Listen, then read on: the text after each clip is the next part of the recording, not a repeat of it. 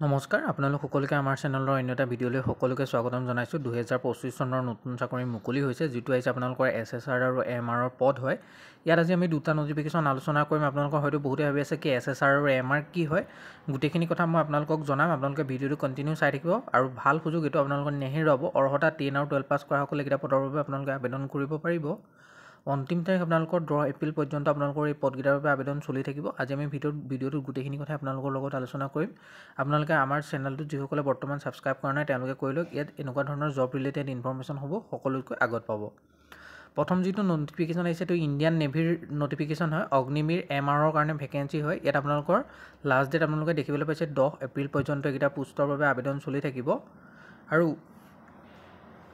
ইয়াত আপোনালোকৰ মেল ফিমেলৰ কাৰণে কিমান পদ আছে হেতু আপোনালোকৰ মেনশন কৰা নাই আৰু আপোনালোকৰ নেম অফ দা বেচ 022025 01 2026 02 2026 বেচৰ কাৰণে তেওঁলোকে অগ্নিপথ স্কিমৰ আন্ডাৰত নতুন নিযুক্তি আৰম্ভ কৰিছে য'ত আপোনালোকৰ অগ্নিবীৰ 0.02 and 2025 যেটো বেচ হ'ব হেতু কাৰণে আপোনালোকৰ 1 ছেপ্টেম্বৰ 2004 পৰা 29 ফেব্ৰুৱাৰী 2008 চনৰ ভিতৰত যিসকলে ডেট অফ বাৰ্থ হয় তেওঁলোকে আবেদন কৰিব পাৰিব অগ্নিবীৰ 1 আৰু 2026 বেচৰ কাৰণে আপোনালোকে 1 ফেব্ৰুৱাৰী 2005 ৰ পৰা 31 জুলাই 2008 ৰ ভিতৰত প্ৰত্যেকজন কেণ্ডিডেট আবেদন কৰিব পাৰিব অগ্নিবীৰ 02 আৰু 2026 ৰ বেচৰ কাৰণে 1 জুলাই 2005 ৰ পৰা 31 ডিসেম্বৰ 2008 ৰ মাজত যিসকল কেণ্ডিডেট আছে তেওঁলোকে এই পদকেইটাৰ বাবে আপোনালোকে আবেদন কৰিব পাৰিব ইয়াৰ বৰ্তমানলৈকে আৰম্ভ হোৱা নাই মই আপোনালোকক ভিডিঅ'টোত গোটেইখিনি কম কেনেদৰে আপোনালোকে আবেদন কৰিব কি অৰ্হতা বিচাৰিছে আৰু আপোনালোকে যিসকলে আমাৰ WhatsApp আৰু Telegram গ্ৰুপত জয়েন হোৱা নাই তেওঁলোকে আমাৰ ভিডিঅ'ৰ ডেসক্ৰিপচন বক্সত তাৰ লিংক আছে আপোনালোকে গৈ তাতো জয়েন হ'ব পাৰে তাতে আপোনালোকে আমাৰ ৱেবছাইট assamjobalert.online ৰ লিংক পাব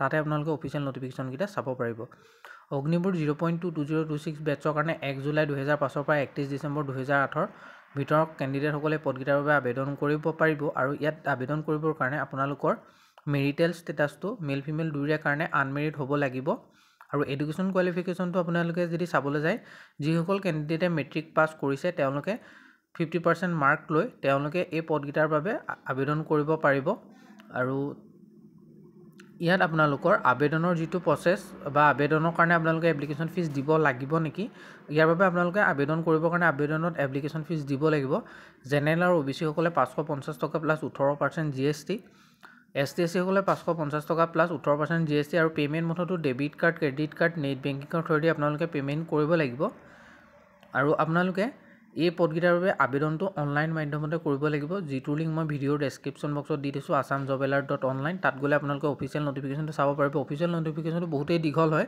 আপোনালোকে এবাৰ পঢ়ি চাব পাৰে নহলে মই গোটেইখিনি কথা এই ভিডিঅ'টোতে মই কৈ দিম আপোনালোকক এই পদকেইটাৰ বাবে আপোনালোকৰ আবেদনৰ আৰম্ভ হ'ব 29 মাৰ্চৰ পৰা আৰু লাষ্ট ডেট আপোনালোকৰ থাকিব 10 এপ্ৰিল পৰ্যন্ত বৰ্তমানলৈকে পদকেইটাৰ বাবে আবেদন আৰম্ভ হোৱা নাই আপোনালোকে ইয়াত যেটো জেনেৰেল লিংকসমূহ দেখিছে অনলাইন এপ্লিকেশন ফৰ্মৰ লিংক এডভাৰটাইজমেন্ট ডিটেইলছ আৰু অফিচিয়েল ৱেবছাইট ইয়াত ভিজিট কৰিলে আপোনালোকে গুটেইখিনি কথাই জানিব পাৰিব ইয়াৰ এতিয়া চাবলৈ গলে আপোনালোকৰ সিলেকশন প্ৰসিডিউৰটো কেনেকা হ'ব কেনেকেনো তেওঁলোকে সিলেক্ট কৰিব স্টেজ 1ত আপোনালোকৰ INET হ'ব অৰ্থাৎ all India competitive base exam হ'ব যেটো INET বুলি কয় আৰু এটো দিবৰ কাৰণে আপোনালোকৰ কম্পিউটাৰত হ'ব আৰু ল্যাঙ্গুৱেজ থাকিব হিন্দী আৰু ইংলিছত 50 টোটাল মাৰ্ক 50 মাৰ্কৰ হ'ব আৰু আপোনালোকৰ মাল্টিপল চুজ হ'ব আৰু ইয়াত নিগেটিভ মাৰ্কিংৰ আছে প্ৰভিজন নিগেটিভ মাৰ্কিং থাকিব ইয়াত আপোনালোকৰ যিসকলে 10 ষ্টেণ্ডাৰ্ডৰ সিলেবাছৰ ওপৰত 30 মিনিটছৰ কোৱেশ্চন আহিব যিকিটা আহিব সায়েন্স আপোনালোকৰ ম্যাথমেটিক্স জেনাৰেল এৱাৰনেছৰ ওপৰত থাকিব নিগেটিভ মাৰ্কিংৰ আছে ইয়াত আপোনালোকৰ 0.25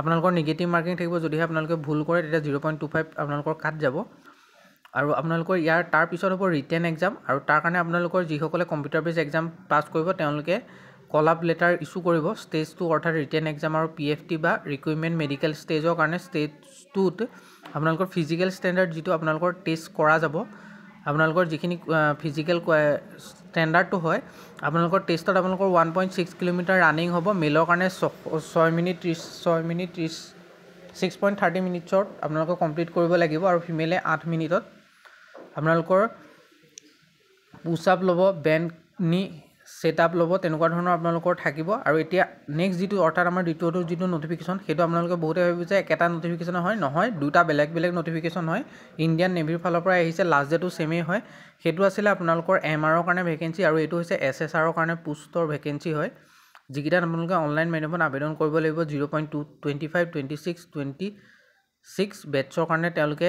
ৰিক্ৰুইটমেণ্ট উলিয়াইছে আনমেৰিড মেল ফিমেল কেণ্ডিডেটসকলৰ বাবে। এইটো দ্বিতীয়টো নটিফিকেশ্যন হয়, কিন্তু দুইটা নটিফিকেশ্যনতে মেলৰ কাৰণে কিমান পদ আছে বা ফিমেলৰ কাৰণে কিমান আছে বা টোটেল কিমান পদ আছে দুইটাৰ ক'তো মেনশ্যন নাই।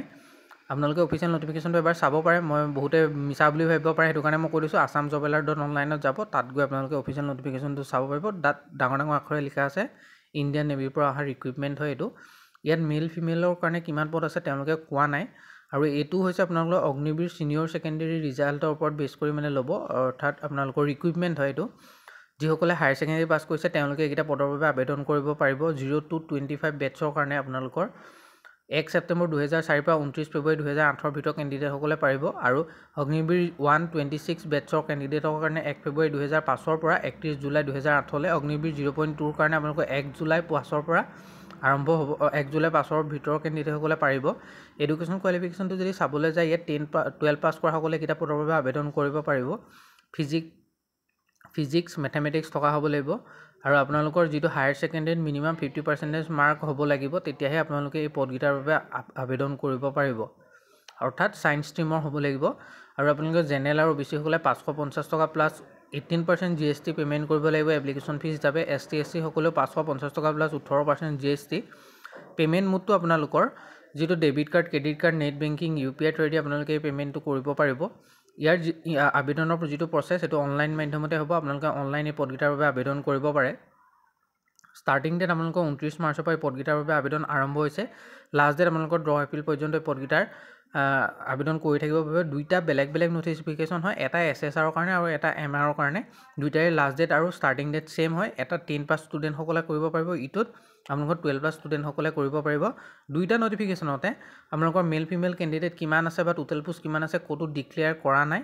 ইয়াতো আপোনালোকৰ যিটো আপোনালোকৰ ৰিক্ৰুইটমেণ্টৰ চিলেকশ্যন প্ৰচিডিঅ'ৰ হ'ব এইটো ছেইম হ'ব। আপোনালোকৰ শ্বৰ্ট লিষ্টিং কৰিব কম্পিউটাৰ বেছ এক্সাম হোৱাৰ পিছত, তাৰপিছত ৰিটেন এক্সামৰ কাৰণে মাতিব, PFTৰ কাৰণে মাতিব আৰু মেডিকেল এক্সামিনেশ্যন হ'ব ষ্টেজ আপোনালোকৰ 2ত।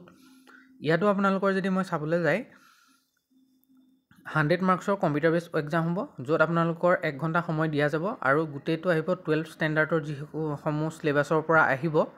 মানে অৰ্থাৎ যিসকলে হায়াৰ ছেকেণ্ডেৰী পাছ কৰিছে সেইসকলে SSR দিব পাৰিব আৰু যিসকলে 10 পাছ কৰিছে তেওঁলোকে MR দিব পাৰিব। আৰু SSR যিটো এক্সাম হ'ব 12 ষ্টেণ্ডাৰ্ড চিলেবাছৰ ওপৰত বেছ কৰি পেলাই আহিব। আৰু ইয়াত কি কি আহিব এইখিনি মই এতিয়া আপোনালোকক দেখাইছোঁ, আপোনালোকে চাব পাৰে।